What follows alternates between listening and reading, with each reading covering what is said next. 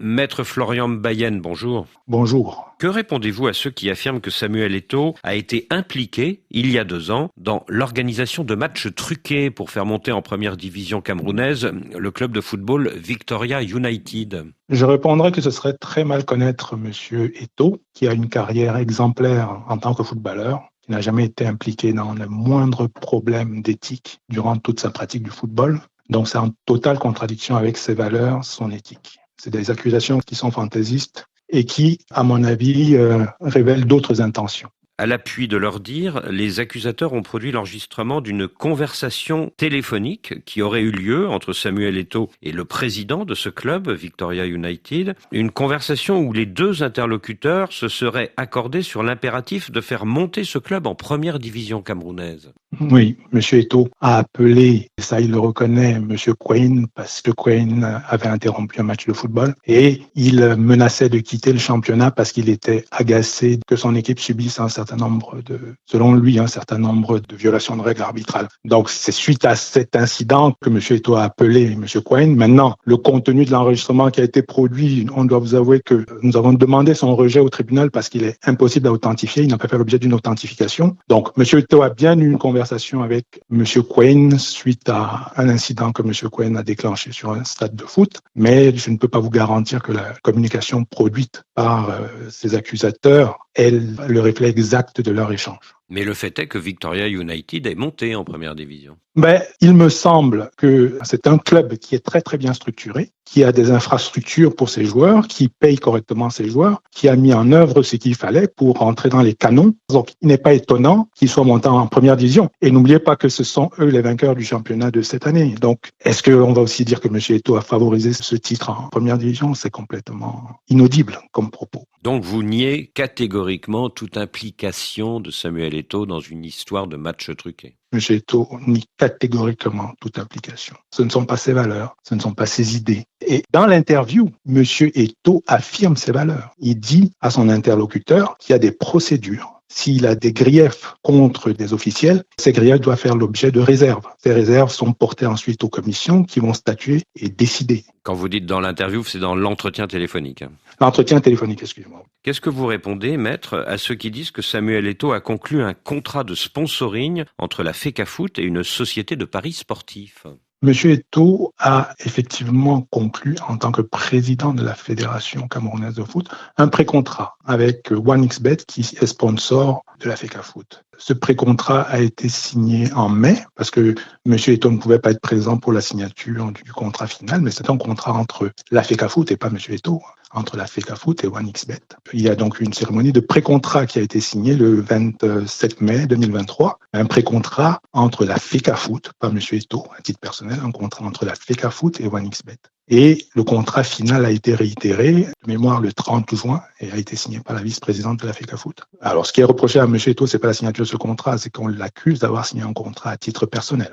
Et que répondez-vous? Non, M. Eto'o n'a jamais signé un contrat à titre personnel. Il a apporté la preuve de la signature des 2 contrats. Donc, là encore, une fois de plus, on inverse les rôles, c'est-à-dire qu'on a des accusations qui sont proférées et c'est à l'accusé d'apporter la preuve de son innocence. C'est tout l'inverse. Samuel Eto'o a donc été longuement auditionné cette semaine au Caire, en Égypte, par le jury disciplinaire de la CAF, la Confédération africaine de football. Comment a-t-il vécu cette épreuve? C'est une épreuve particulièrement difficile pour M. Eto'o parce que se retrouver cette fois-ci au rang des accusés pour des motifs aussi fallacieux et aussi légers était particulièrement éprouvant. Et c'était d'autant plus éprouvant que toute cette procédure a été bancale, c'est le moins que l'on puisse dire. Donc, c'est tout un tas d'entorses qui ont émaillé ce dossier, qui ont rendu le dossier difficile, qui ont rendu le dossier compliqué, qui ont rendu la vie du jury disciplinaire compliquée parce qu'il devait gérer un dossier qui était très, très, très, très mal ficelé. Et donc, c'est ça qui a entraîné de longues auditions, de nombreux incidents. Il y en a eu une pelletée. Cependant, nous avons foi en l'indépendance de ce jury disciplinaire et nous espérons qu'il saura faire fi de toute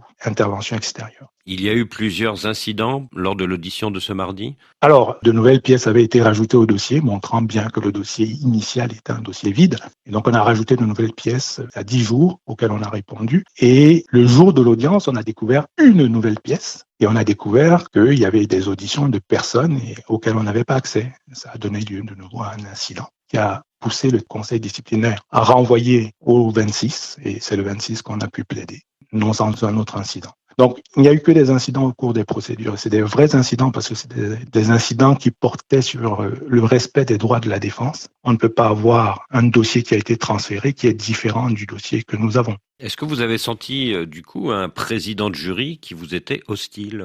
Non. On a senti un président du jury qui subissait quelque part l'impréparation de la phase administrative, qui était obligé de composer avec. Et donc, il devait gérer toute cette impréparation et aller au bout de son audience. Donc, ça a compliqué plus sa tâche qu'autre chose. Je ne pense pas que ce jury était hostile. On a un magistrat, on avait un avocat, on avait un notaire. C'est des personnes qui sont très aguerries au droit, auxquelles il a fallu, parce que nous sommes la défense, rappeler qu'il existait des droits de la défense et que ces droits s'appliquaient même dans le cadre de l'ex sportiva qui est propre aux organisations de la FIFA. La loi sportive. La loi sportive. Alors, la veille de votre convocation, c'est-à-dire lundi dernier, c'est le principal accusateur, l'ancien vice-président de la FECAFOOT, Henri N'Jalaquan, qui avait été entendu par le même jury. Est-ce que vous avez senti qu'il avait marqué des points lors de cette audition, l'accusateur, lundi, devant le jury ? Alors déjà, il faut savoir qu'on ne sait pas qui est l'accusateur. Parce qu'en réalité, la dénonciation écrite qui nous a été communiquée est un PV d'une association sportive de football amateur, AFCA, je crois, qui ne fait pas partie des associations de la FECAFOOT,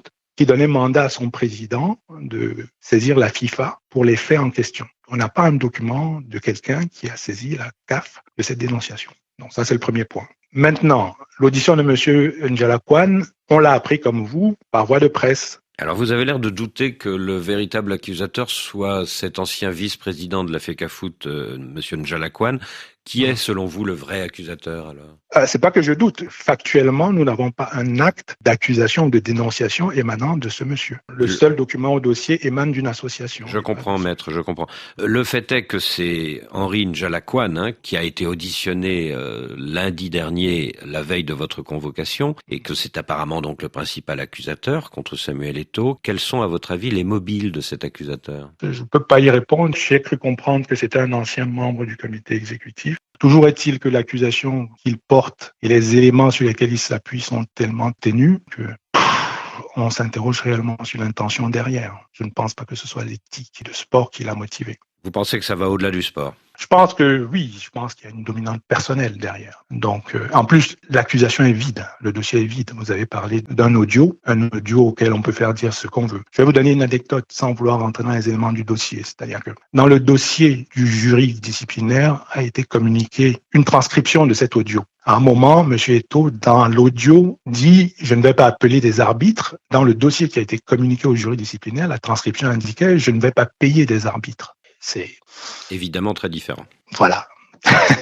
Donc ça montre qu'il y a une volonté de nuire, manifestement. Alors certains disent qu'au-delà de cette rivalité personnelle entre Monsieur N'Jalaquan et Samuel Eto'o, il pourrait y avoir des connexions entre cet accusateur, Henri N'Jalaquan, et le ministre camerounais des Sports, Narcisse Mouélé Kombi, qui est en conflit, tout le monde le sait, depuis 5 mois avec Samuel Eto'o. Qu'en pensez-vous ? Les conflits entre le président de la Fédération camerounaise et le ministère sont connus, ils sont sur la table. C'est des conflits techniques, c'est pas des conflits de personnes. Donc, nous, on ne fait pas ce lien nécessairement. Monsieur Eto'o a plusieurs détracteurs. J'imagine que dans ces détracteurs, il y a des personnalités politiques. Peut-être. C'est pas à exclure en tout cas. Toujours est-il qu'il n'a pas d'ambition politique. Il a clairement d'ailleurs, il a été obligé de le rappeler puisque ça ne coulait pas de source. Il a été obligé de le rappeler sur sa page Facebook. Il n'a pas d'ambition. Sa seule ambition, c'est le football camerounais. Et nous espérons que des manœuvres telles que celles qui ont été ourdies ne permettront pas de l'interrompre dans sa mission. Et dans les personnalités politiques qui ne sont pas à exclure, pensez-vous à l'entourage du secrétariat général de la présidence de la République ?